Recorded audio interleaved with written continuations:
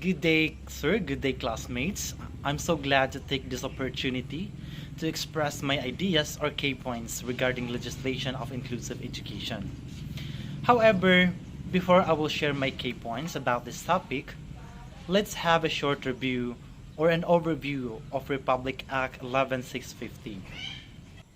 So what is Republic Act 11650 all about?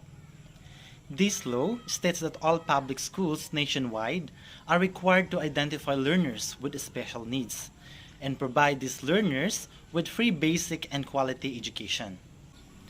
As stated in Section 5, inclusion policy for learners with disabilities in public and private schools. The policy of inclusion is hereby instituted in all early and basic education schools, both public and private.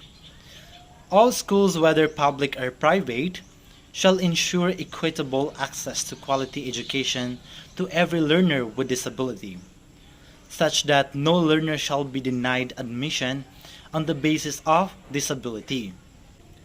For the purpose, the implementing rules and regulations shall provide the minimum services and conditions that must be included in the admission systems and policies of all schools, including, but not limited to, the provision of assistive devices, facilities and infrastructure, and the admission process, and other forms of reasonable accommodation.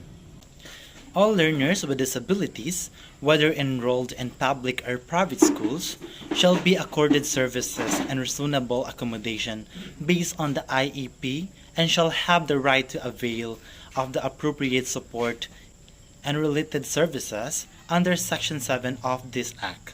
So what is inclusive education? Inclusive education means different and diverse students learning side by side in the same classroom. They enjoy field trips and after-school activities together. They participate in student government together, and they attend the same sports meets and plays. So now I will share my POV or point of view about the inclusive education legislation. I hope that these four importance of inclusive education that I will share to you will help us all together to widen our perspective on things outside of our own perspectives. So the first point that I want to emphasize on my reflections about inclusive education is the tolerance of diversity.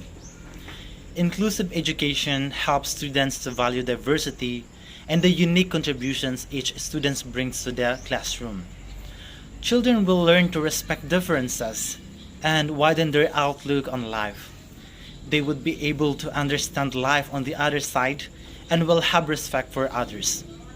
It is a tolerance of diversity because we allow individuality to express themselves freely and to have an access on education regardless of their culture, religion, beliefs, race, customs, and differences. The second one is the prevention of discriminatory attitudes.